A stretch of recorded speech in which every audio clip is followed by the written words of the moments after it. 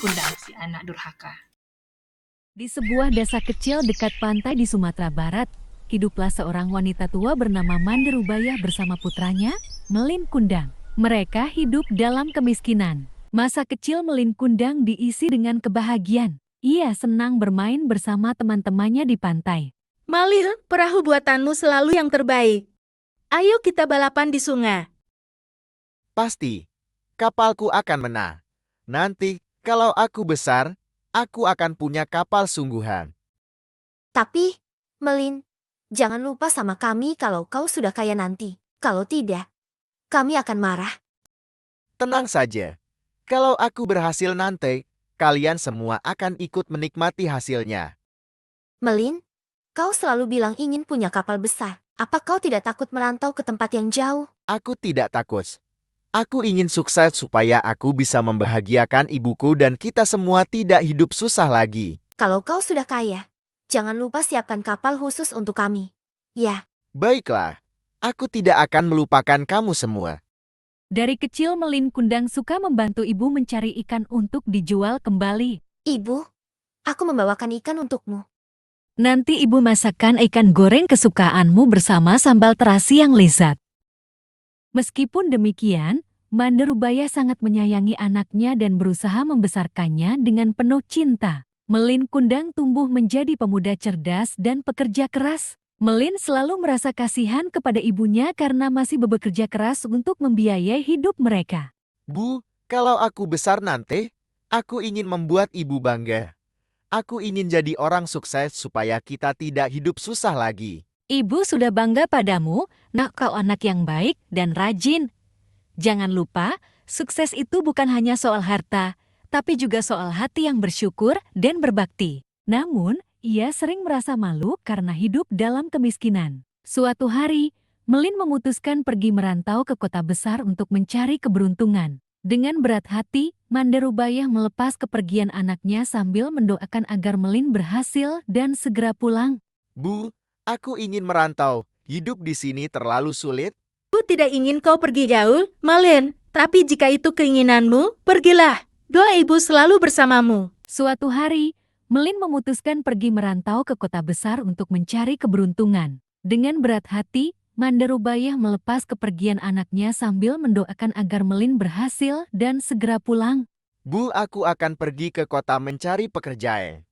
Aku berjanji, aku pasti pulang dan membawa kekayaan untuk ibu. Bu, aku ingin mengubah nasib kita. Kalau aku berhasil, aku akan pulang membawa banyak uang. Ibu tidak perlu lagi bekerja keras di laut. Ibu tidak ingin kau pergi jauh, Malin. Tapi jika itu keinginanmu, pergilah, doa ibu selalu bersamamu, jaga dirimu baik-baik. Kapal yang membawa Melin semakin menjauh meninggalkan ibu Melin yang kini tinggal sendiri. Sepeninggal Melin merantau, tinggallah ibu seorang diri di gubuknya. Hampir setiap hari ia menatap kelat memikirkan nasib Melin yang tidak ada kabar. Malin, bagaimana kabar kamu? Ya Tuhan, lindungilah anakku. Waktu terus berjalan. Ibu Melin makin menua. Ia masih hidup seorang diri. Melin juga tidak pernah memberi kabar akan kepulangannya. Hingga suatu ketika, Manderubaya pergi ke pasar. Ia teringat dengan anaknya Melin yang suka sekali dengan ikan goreng kesukaannya. Dulu Melin sangat suka ikan goreng buatanku. Aku sangat rindu dia. Setelah bertahun-tahun, Melin Kundang berhasil menjadi pedagang kaya raya. Ia berdagang rempah-rempah, kain, dan barang mewah.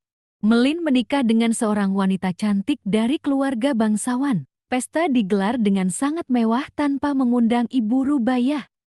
Ketika berada di pasar, Manderubaya bertemu dengan penjual ikan. Apakah Mandi sudah tahu kalau besok Melin Kundang akan pulang? Aku mendengar dari nahkoda kapal. Aku mendengar bahwa Melin telah menjadi saudagar kaya sekarang. Ia juga telah memiliki seorang istri. Manderubaya sangat senang mendengar kabar tersebut. Anakku akan pulang, aku sangat merindukannya. Manderubaya bergegas pulang. Ia ingin masak makanan yang lezat untuk anaknya Melin dan istrinya. Semoga saja hari ini Melin bisa pulang. Sudah lama sekali dia pergi merantau. Apa kabarnya ya? Apakah dia makan enak di sana? Dulu waktu kecil, Dia suka sekali makan ikan goreng ini. Dia selalu bilang, "Bu, ini masakan terenak di dunia." Pagi hari yang cerah, Mande Rubayah menyambut hari dengan gembira karena anak kesayangannya akan tiba. Ia juga mengajak tetangga untuk menyambut Malin. Mande Rubayah bergegas ke dermaga untuk menyambut anak kesayangannya. Mande Rubayah sangat terharu dengan kedatangan anaknya. Ia sudah tidak sabar untuk bertemu anaknya. Melin pulang dengan menggunakan kapal mewah. Ia juga mengajak istrinya yang cantik untuk pulang ke kampung halamannya. Kekayaanmu luar biasa, sayang. Tapi, kau tak pernah cerita tentang keluargamu. Itu masa lalu. Tak perlu diingat lagi. Dari kejauhan istri Melin mendengar suara ibu tua yang sedang berteriak melin-melin. Siapa wanita tua itu, Melin? Ketika bertemu Melin, Mande Rubayah langsung memanggil Melin. Malin, Malin, anakku. Akhirnya kau pulang juga, nak. Ibu sangat merindukanmu. Siapa kau, wanita tua? Aku tidak mengenalmu. Malin, ini ibu, nak. Ibu yang membesarkanmu. Kau tidak mengenali ibu? Aku tidak mungkin punya ibu miskin seperti kau. Malin, ingat semua perjuangan ibu membesarkanmu. Ibu bekerja keras siang malam agar kau bisa makan dan tumbuh besar. Ini ibumu, nak. Cukup. Jangan memalukan aku di depan istriku dan para anak buahku. Pergilah dari sini, wanita tua. Aku tidak mau tahu siapa kau. Pergi dari sini sekarang. Mande Rubayah sangat sedih dengan perlakuan kasar anaknya. Ya Tuhan, jika dia benar-benar anakku dan dia durhaka pada ibunya, tunjukkanlah keadilanmu. Siapa wanita lusuh itu suamiku? Katamu orang tuamu kaya raya. Istriku, ayo kita pulang. Ternyata kita berada di pulau yang salah. Malin pun meninggalkan ibunya yang terlihat sangat sedih dengan perlakuan kasarnya. Mande Rubayah yang terluka hatinya kemudian berdoa kepada Tuhan. Ia memohon agar Melin Kundang diberi pelajaran atas perbuatannya. Tak lama setelah doa itu, langit menjadi gelap, angin kencang bertiup, dan badai besar menghantam kapal Melin Kundang. Kapal itu hancur. Kapal Melin mulai hancur diterpa angin dan ombak yang besar. Kapal Melin mulai terbakar. Kapal terus terombang-ambing. Istri Melin mulai panik. Ia tertimba kayu yang besar. Kapal Melin mulai kehilangan arah.